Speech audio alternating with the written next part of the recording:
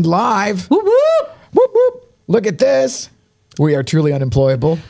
Dude, I might just lean into that unemployable today. What do you think? Yeah, or actually, this could be Fire Extinguisher Friday if they actually just saw what you were doing.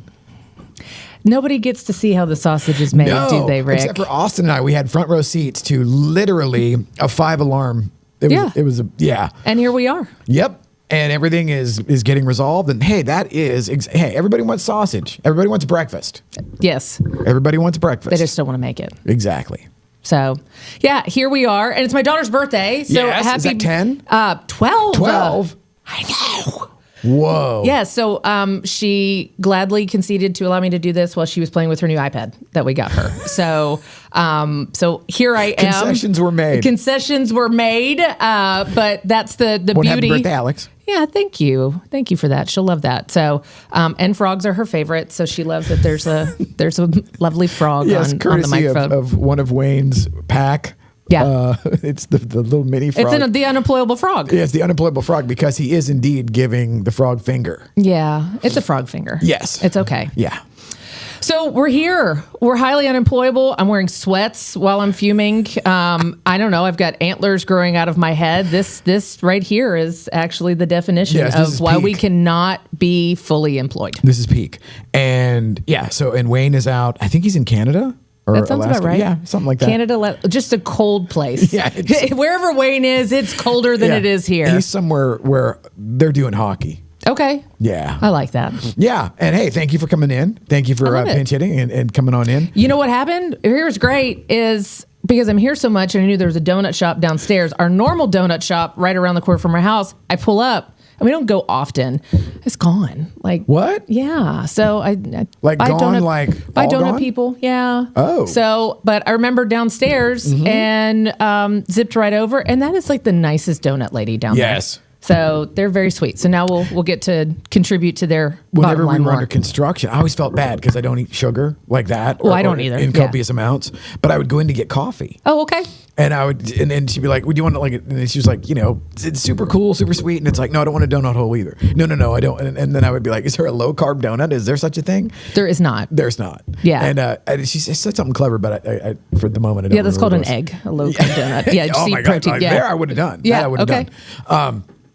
Okay, so this is, what is today? Today is like the 19th, Friday. The 19th, yes. Oh, Christmas. 6 days before Christmas. Ooh, yeah. Is that Lords of Leaping? What do we got going? I don't know what that is today. But.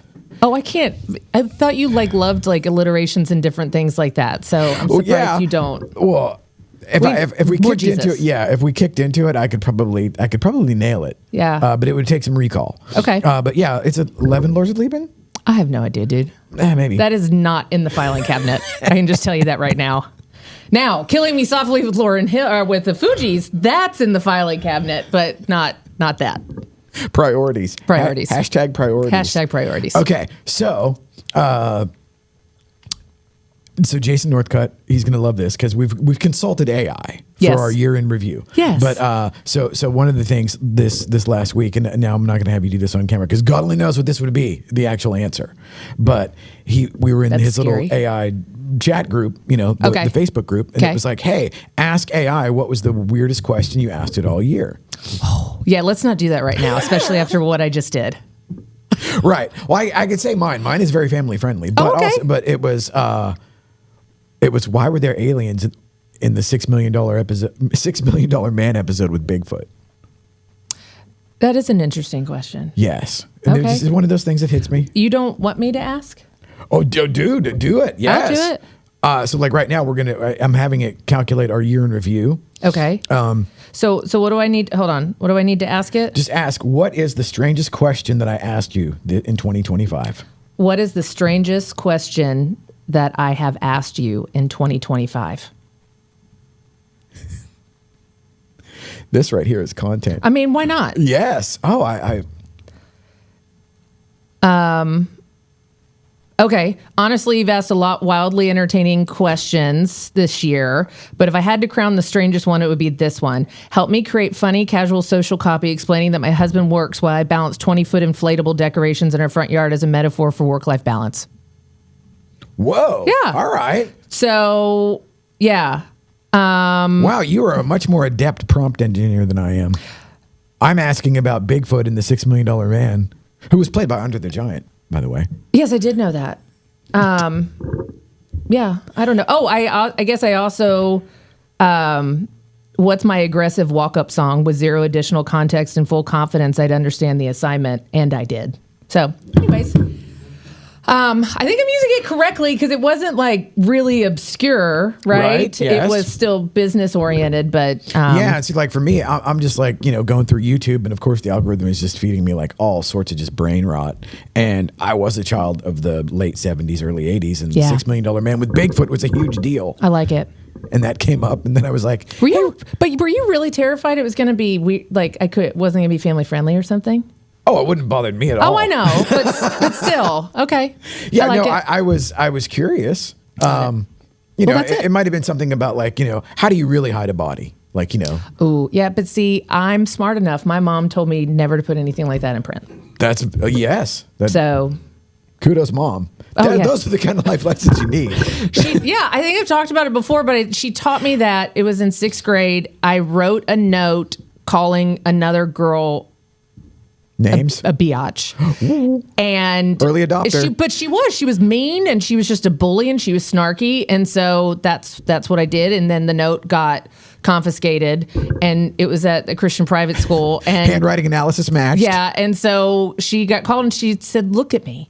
She goes, "She is a biatch, but if I teach you nothing in life," and she didn't say that because my mom doesn't use dirty language.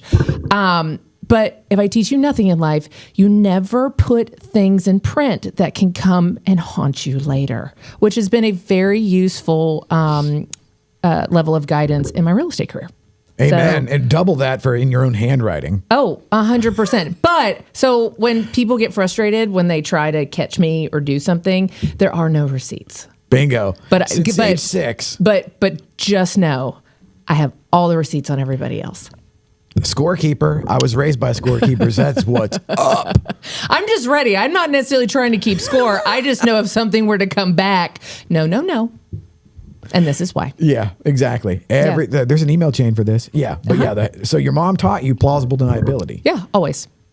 Words to live by. And she's my broker and has to defend me in court. So I think it's worked out pretty darn well. Yes, absolutely. There you go. All right. So now on to the super generic year in review recap, courtesy of ChatGPT. Okay.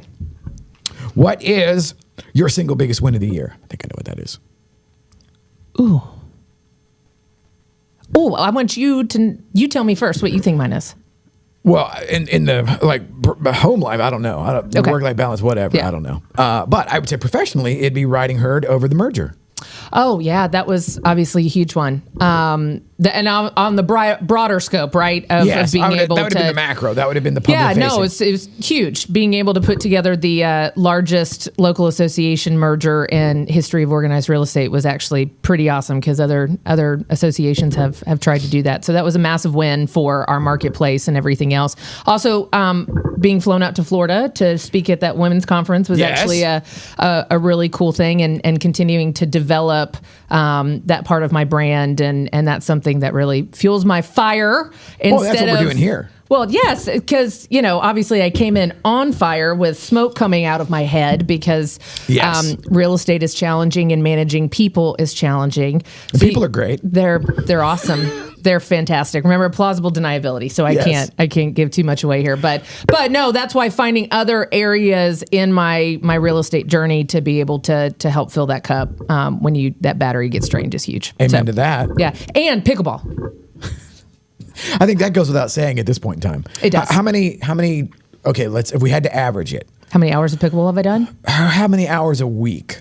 Oh, well, it changes right now. As I said, we're gonna cost average. If I had my druthers, it would be, because I play about 5 to 6 hours on Saturday alone, and then I'll do 3 to 4 on Sunday. So it's 10, and then 3 to put. Oh gosh, I probably do 20 hours pickleball a week. Oh my Lord!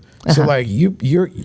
It's almost like a part-time job. It is, which is why I'm unemployable, because if I had a real job, I couldn't play 20 hours of pickleball. Right. But that's scale. I've had to learn how to use scale, automation to free up my time, but I'm also working and networking every time I play pickleball. Yes, that's currently my learning curve is the scaling and is the delegation. Ooh, I hate delegation. Same. I know. Same. Because then I have these unrealized expectations on people when I delegate to them, and then I just fire them. Which is why I have no staff. I just brood and seethe. Yeah, I don't. Yeah, so the only people that work with me are related to me. Right, they can't leave. They can't leave. So you ever see Bronx Tale, where the bikers come into the mafia bar? No. Oh, okay. Sounds about right. But Chaz Palminteri as the mafioso. Okay. He tries to be nice to the bikers, and they act jackassy. Yeah. And then he goes over and he locks the door. Oh, that's a boss move and right he says, there. "Now you just can't leave." Oh. And then all the mafiosos come out of the woodwork and just beat the crap out of the bikers and I throw love them it. through the window. I love it. It's awesome. That's great. But that's your business model. Now you just can't leave. Now you just can't leave because you We asked you nicely. You're with me now. Yes, exactly. Yeah. Okay, number two. Ooh, somebody placed an order. Oh, we love seeing that. Those are the text messages we like. Yes. The moment that shifted your direction. These are very Michelle-like. I expected more from you. Hey, this is direct from the well. This has no influence for me whatsoever. Oh, okay, got it. I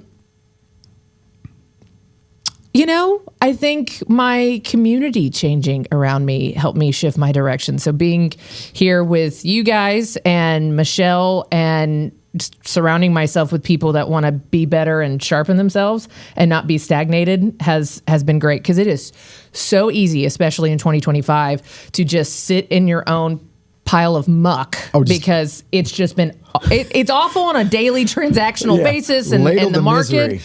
But I have, anytime I start going down that road, whether it's I'll call you and you're on your elliptical and you're just like, let's talk, let's do it. Or Michelle or so many other people that have really poured into my life has been huge to keep my mindset in the right place. You know what? I am right there with you. And one of the biggest things, whatever, it was a week ago or whatever, we were doing the voting committee thing at Metrotex and, talking to Lindsay, and it's like, having all of these things, all of these roads that lead to Rome, and then to actually have it come back, and it's like, we're in Rome, so like one of the things was the Disruptor event. Yes, that was so much fun. To see all y'all up there just kicking ass, and the room was full, and then we got a ton of content out of the whole thing. Yeah. Tanner and I were able to go live with a little bit of like pregame FOMO stuff. It was great. To where we started when we did the first one. Right. Well, but not only that, like, let's go back 18 months, give or take, whenever you and Michelle are just meeting, and then we're doing like just the weekly goof off, Yeah. And then for all of that to stack, and then Teresa, and then Lacey and Courtney, and then all of that to be happening. And then the cool thing for me is I get to sit on this treasure trove of content that comes out of it, because nobody sees, other than like, periodically there'll be the drip campaign of like little slivers. But nobody sees where I have the entire thing, and as I'm kind of like panning for gold. That kind of scares me a little bit. Although it was your public facing persona. So there was always. Yeah. Plausible deniability was the order of the day. Well, I think that's so yes, the stacking and the reps and what it looks like, and people just being petrified because they don't know where to start. And trust me, if you looked at my, early adopted content of even doing Real Talk, which I have for the last 5 years to today, you just got to get out there and do it. And I love what you say. Nobody cares. Nobody cares. Nobody cares what you're doing. I'm sure nobody's watching this on my Facebook page right now. And if they are, it's probably a family member and they're cringing. But that's what you got to do, because it just gets you out of your comfort zone. But my biggest thing that I say to people, it's like, look, I am the same person in every single room. So if you don't like me, you don't like me. And that's really okay. Yes. But I don't mask up when I'm transitioning from a professional to a personal environment or one to the other. Yeah, your audience, and so you tailor how you're doing that because you want buy-in from who you're talking to. But there are just some people in this world that are just completely fake and phony, and they're just not my people. And I'm repulsed by that. And I think, ironically, moving forward in all aspects of life, but business especially, that whole fake and phony thing, the manufactured persona that is literally they're just there for perception management. Yeah. It's like I'm walking into the room like, who do I have to pretend that I am in order to sell something? Gosh, and I just don't understand it. And so there are a couple of things that come to mind because, I don't listen to like a full podcast. If I do, it's on 1.5 and I'm doing 40 other things. But I do like my brevity clips from TikTok on doing that. And there were a couple of things that really stood out to me on that kind of stuff, which is, one, you just got to be faster than everybody else. It's not about talent. It's about speed. And I think you've done so well at that, to the point where some people question your sanity. It's like, just slow down.